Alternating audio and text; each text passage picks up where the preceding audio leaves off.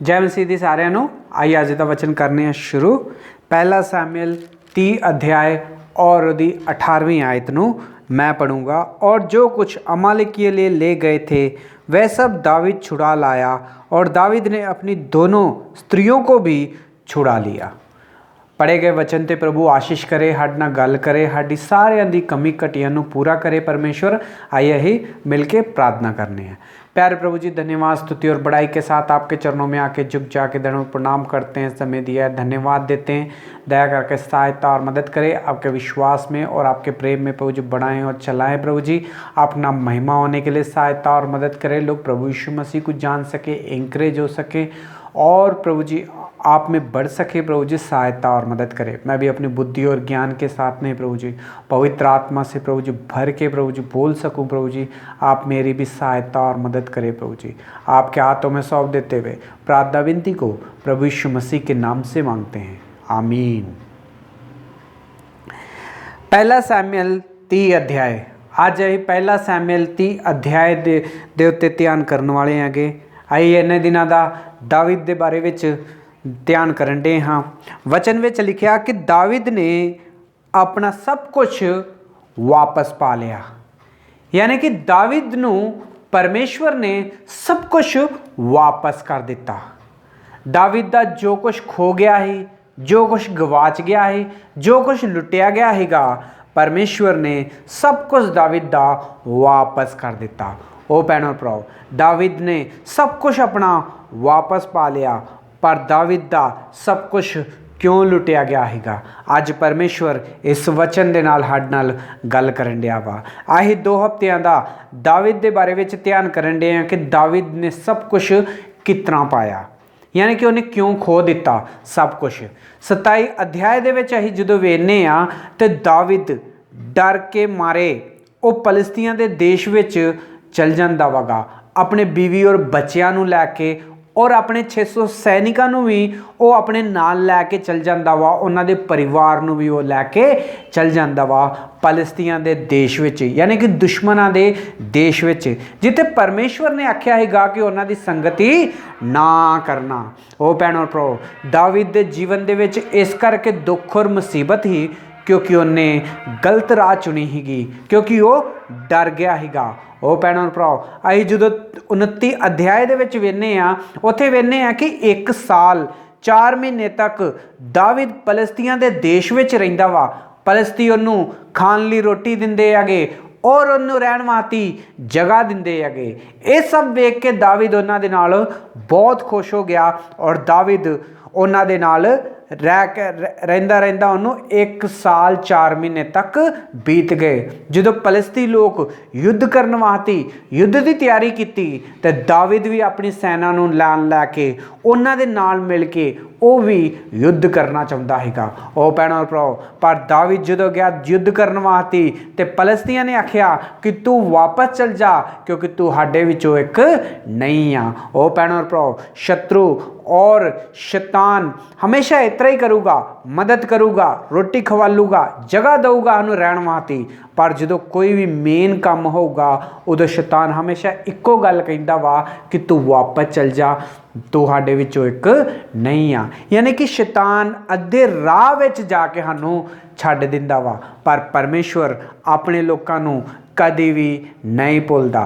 परमेश्वर दाविद परमेश्वर नू भुल के उहदे वादे नू भुल के वो दूसरे देश में चल गया, पर परमेश्वर ने दाविद का हमेशा साथ दिता।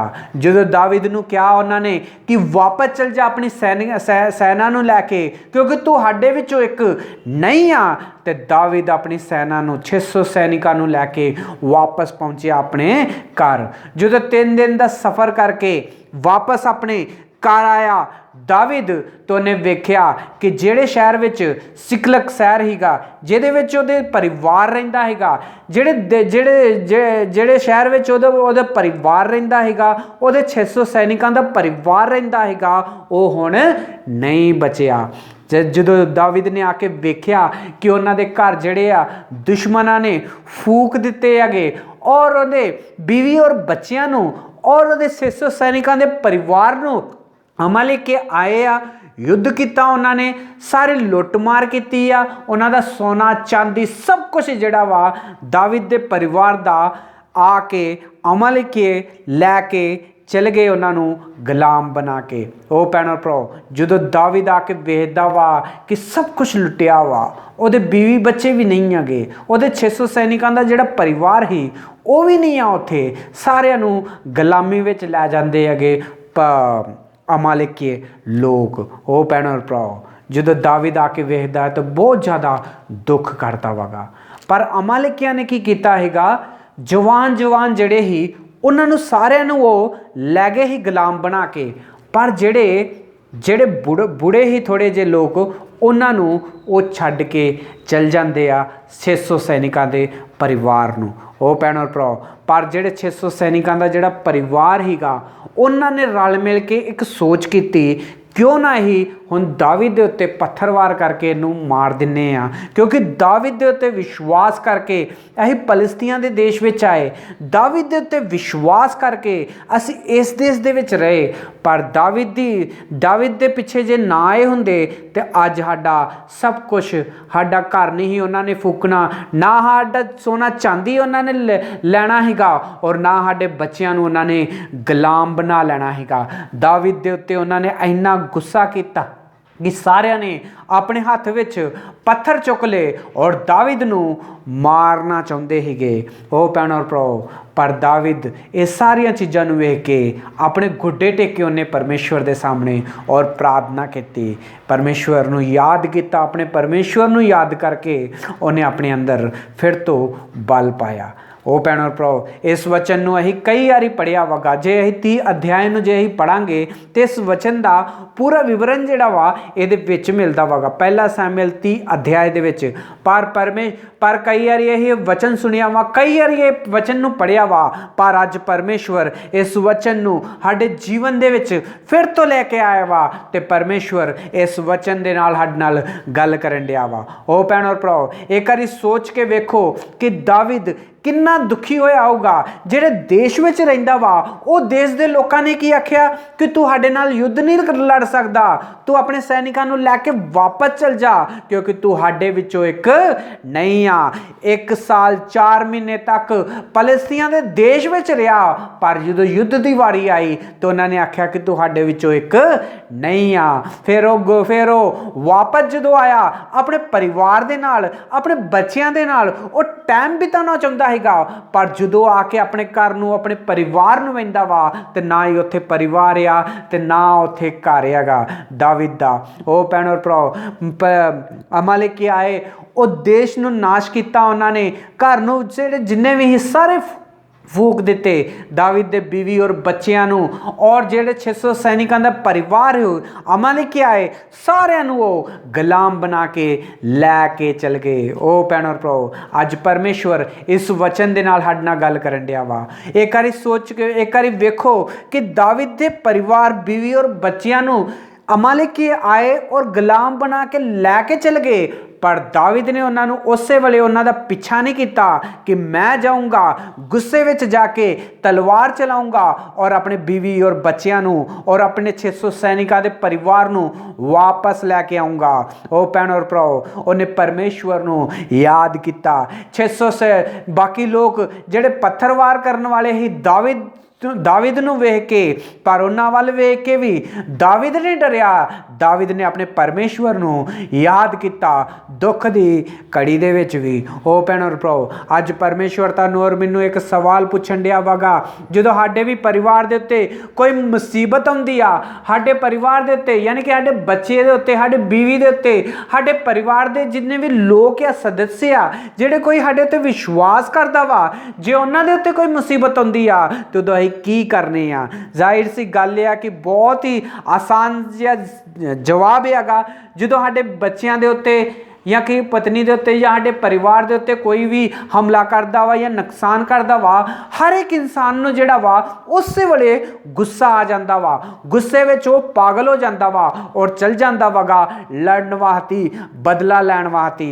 ओ भैणो भराओ, सारे लोकी हर एक चीज़ नूं शायद कंट्रोल भी कर लैणगे, पर जो बीवी और बच्चे और परिवार की वारी आती आ उदों कोई भी इंसान जिहड़ा वा अपने उत्ते कंट्रोल नहीं कर सकता। चंगे चंगे विश्वासी भी ये चीज़ दे विच हार जाते आ, एक पास्टर भी ये चीज़ दे विच हार जाते आ, एक मंडली चलाउण वाला एक चरवाहा भी जो उहदे परिवार ते कुछ आउंदा वा उदों वो भी कंट्रोल नहीं कर सकता। गुस्सा हर एक इंसान नूं आ जांदा वा जो परिवार दे उत्ते कोई मुसीबत आउंदी हैगी। ओ भैनों भराओ, जे तुहाडे परिवार का किसी ने नुकसान किया वा जां तुहाडे बच्चों का, तुहाडे बीवी का, तुहाडे घर वालियां का कोई नुकसान किया वा, जे तुसीं विश्वासी जे तुसीं प्रभु यीशु मसीह दे उत्ते विश्वास करदे जे उहदे लहू दे नाल तुले जे तुसीं बपतिस्मा लिया वा, जे तुसीं मंडली चलाउंदे जे तुसीं पादरी जे तुसीं सेवा करन दे ते अज परमेश्वर इस वचन दे नाल साडे नाल गल करन दिया वा। परमेश्वर इस वचन दे नाल साडे नाल गल करन दिया वा। दाविद नूं एक वारी वेखो कि उहदे परिवार नहीं हीगा, जदों वापस आया उहदा ना बीवी ना बच्चे हीगे उत्थे, ना उहदा सोना और चांदी हीगा, सब कुछ अमालेकी लुट के लै गए ही, गुलाम बना के लैके चल गए ही। पर भैनों भराओ, दाविद ने गुस्से विच पागल होकर अपनी तलवार कढ़ के उन्हां दे पिछे लड़न वास्ते नहीं चल गया, उन्हें अपने गोडे टेके परमेश्वर दे सामने। ओ भैनों भराओ, जो दाविद दे लोग दाविद दे उत्ते पत्थरवार करके उन्होंने मारना चाहते ही, उन्हां को भी वो डर के किते होर नहीं चल गया, दौड़ नहीं गया, उदों भी दाविद ने अपने गोडे टेक के परमेश्वर दे सामने प्रार्थना की। ओ भैनों भराओ, अज परमेश्वर सानू और सानू सारे एक सवाल पूछन दिया वा, जो तुहाडे परिवार दे उत्ते कोई मुसीबत आउंदी हैगी तो तुसीं की करदे जे? गुस्से विच पागल, लड़न वास्ते, गाला देण वास्ते जे तुसीं जांदे जे तो अज परमेश्वर आखन दिया वा कि एक बारी दाविद नूं भी याद रखो, एक बारी दाविद नूं भी याद कर लो। हो भैनों भराओ, परिवार नूं लैके चल गए, बीवी नूं लैके चल गए, बच्चों नूं लैके चल गए, जिहड़े सैनिक उहदी वाह वाह करते सीगे वो लोकी उहदे ते पत्थरवार करनी शुरू हो गए, पर उन्हें परमेश्वर दे उत्ते विश्वास किया और अपने गोडे टेके परमेश्वर दे सामने, और गोडे टेक के परमेश्वर को प्रार्थना की और परमेश्वर को क्या अपने आप नूं परमेश्वर दे सामने उन्हें नीवा किया और परमेश्वर को माफ़ी मंगी और परमेश्वर नूं कहा कि मेरे बीवी और बच्चों नूं और मेरे 600 सैनिकों के परिवार नूं दुश्मन आके लैके चल गए आगे, साडा सोना और चांदी भी लुट लिया वा, जिहड़े घर विच रहने हैं वो भी अग ला के फूक दिता वा। परमेश्वर हुण मैं की करां? ओ भैनों भराओ, सा इन्ना नुकसान हो गया, फिर भी अपने गुस्से नूं दाविद ने कंट्रोल किया और गोडे टेक के नीवा किया अपने आप नूं और परमेश्वर को प्रार्थना की कि मैं की करां। परमेश्वर ने आख्या कि जा, तू जा, अपने बीवी और बच्चों और 600 सैनिकों सारिਆਂ ਨੂੰ बचा, मैं तेरे नाल आ। परमेश्वर की वचन गल नूं सुन के दाविद ने विश्वास किया और जाके युद्ध किया। रात नूं शुरू किया उन्हें युद्ध करना, सवेर तक वो लड़ता रहा, सारे दुश्मन उन्होंने खत्म कर दिता। ओ भैनों भराओ, दाविद गया ही युद्ध करने वास्ते अपनी शक्ति अपनी ताकत दे नाल अपने सैनिकों दे नाल नहीं गया, पर दाविद गया ही युद्ध करने वास्ते क्योंकि परमेश्वर उहदे नाल आ, परमेश्वर उन्हें जित देगा क्योंकि परमेश्वर ने कहा ही कि जा। उन्हें जान तो पहले गुस्से विच पागल होकर अपनी तलवार कढ़ के युद्ध वास्ते नहीं चल गया। दाविद ने अपने गोडे टेक के प्रार्थना की और परमेश्वर नूं पुछया कि मैं जावां या ना जावां। ओ भैनों भराओ, जो परमेश्वर ने उन्होंने आख्या जा, उदों दाविद गया लड़न वास्ते। ओ भैनों भराओ, अज परमेश्वर इस वचन दे नाल साडे नाल गल करन दिया वा। तुहाडा और मेरा जीवन किस तरह दा वा? जो तुहाडे परिवार दे उत्ते कुछ आउंदा वा तां असीं की करने हैगे? बदला लैण वास्ते बाहर चल जाने आ, गालां कड्ढने आ, या किसी दी बर्बादी दे बारे विच सोचण डे आ? जे सारे लोग तुहाडे खिलाफ आ तो तुसीं की करन डे जे? उहदा नुकसान करना चाहुंदे जे? तो अज परमेश्वर इस वचन दे नाल साडे नाल गल करन दिया वा। दाविद दा भी सब कुछ खो गया हैगा, पर परमेश्वर ने दाविद नूं सब कुछ वापस कर दिता। कितना दाविद नूं सब कुछ वापस कर दिता? दाविद ने अपने गोडे टेके अपने आप नूं नीवा किया और परमेश्वर नूं पुछया कि मैं की करां। परमेश्वर ने आख्या युद्ध कर। परमेश्वर ने दाविद का साथ दिता। ਔਰ ਯੁੱਧ ਵਿੱਚ ਜਿੱਤਿਆ। ਉਹ ਆਪਣੀ ਬੀਵੀ ਨੂੰ ਵੀ ਵਾਪਸ ਲੈ ਕੇ ਆ ਗਿਆ, ਆਪਣੇ ਬੱਚਿਆਂ ਨੂੰ ਵਾਪਸ ਲੈ ਕੇ ਆ ਗਿਆ, ਆਪਣਾ ਸੋਨਾ ਔਰ ਚਾਂਦੀ ਨੂੰ ਵੀ ਵਾਪਸ ਲੈ ਕੇ ਆ ਗਿਆ, ਆਪਣੇ 600 ਸੈਨਿਕਾਂ ਦੇ ਪਰਿਵਾਰ ਨੂੰ ਵੀ ਦਾਵਿਦ ਵਾਪਸ ਲੈ ਕੇ ਆ ਗਿਆ। ਕਿਸ ਤਰ੍ਹਾਂ ਵਾਪਸ ਲੈ ਕੇ ਆ ਗਿਆ? ਗੁੱਸੇ ਦੇ ਨਾਲ ਨਹੀਂ, ਪਰਮੇਸ਼ਵਰ ਕੋ ਉਹਨੇ ਪੁੱਛਿਆ ਹੈਗਾ ਕਿ ਮੈਂ ਕੀ ਕਰਾਂ, ਜਾਵਾਂ ਜਾਂ ਨਾ ਜਾਵਾਂ। ਅੱਜ ਪਰਮੇਸ਼ਵਰ ਤੁਹਾਨੂੰ ਵੀ ਪੁੱਛਣ ਡਿਆ ਵਾ। ਜਦੋਂ ਤੁਸੀਂ ਜਾਂਦੇ ਜੇ ਕਿਤੇ, ਪਰਮੇਸ਼ਵਰ ਨੂੰ ਪੁੱਛ ਕੇ ਜਾਂਦੇ ਜੇ ਜਾਂ ਆਪਣੀ ਮਰਜ਼ੀ ਦੇ ਨਾਲ ਜਾਂਦੇ ਆ? ਜੇ ਅਸੀਂ ਆਪਣੀ ਮਰਜ਼ੀ ਦੇ ਨਾਲ ਦਾਵਿਦ ਵੀ ਗਿਆ ਹੁੰਦਾ ਤੇ ਸ਼ਾਇਦ ਤੋਂ ਕੁਝ ਵੀ ਵਾਪਸ ਨਾ ਪਾਉਂਦਾ, ਪਰ ਉਹ ਪਰਮੇਸ਼ਵਰ ਤੋਂ ਪੁੱਛ ਕੇ ਗਿਆ ਸੀ, ਇਸ ਕਰਕੇ ਸਭ ਕੁਝ ਉਸਨੇ ਵਾਪਸ ਪਾ ਲਿਆ। ਉਹ ਭੈਣੋ ਭਰਾਵੋ, ਦਾਵਿਦ ਨੇ ਆਪਣਾ ਸਭ ਕੁਝ ਵਾਪਸ ਕਰ ਪਾ ਲਿਆ। ਦਾਵਿਦ ਨੂੰ ਪਰਮੇਸ਼ਵਰ ਨੇ ਸਭ ਕੁਝ ਵਾਪਸ ਕਰ ਦਿੱਤਾ। ਕਿਸ ਤਰ੍ਹਾਂ ਦਿੱਤਾ ਵਾਪਸ? ਕਿਉਂਕਿ ਦਾਵਿਦ ਨੇ ਆਪਣੇ ਗੋਡੇ ਟੇਕ ਕੇ ਨੀਵਾਂ ਹੋ ਕੇ ਪ੍ਰਾਰਥਨਾ ਕੀਤੀ ਔਰ ਮਾफ़ी ਮੰਗੀ। ਫਿਰ ਪਰਮੇਸ਼ਵਰ ਨੇ ਉਹਨੂੰ ਸਭ ਕੁਝ ਵਾਪਸ ਕਰ ਦਿੱਤਾ। ਪਰਮੇਸ਼ਵਰ ਨੇ ਦਾਵਿਦ ਨੂੰ ਸਭ ਕੁਝ ਵਾਪਸ ਕਰ ਦਿੱਤਾ। God bless you.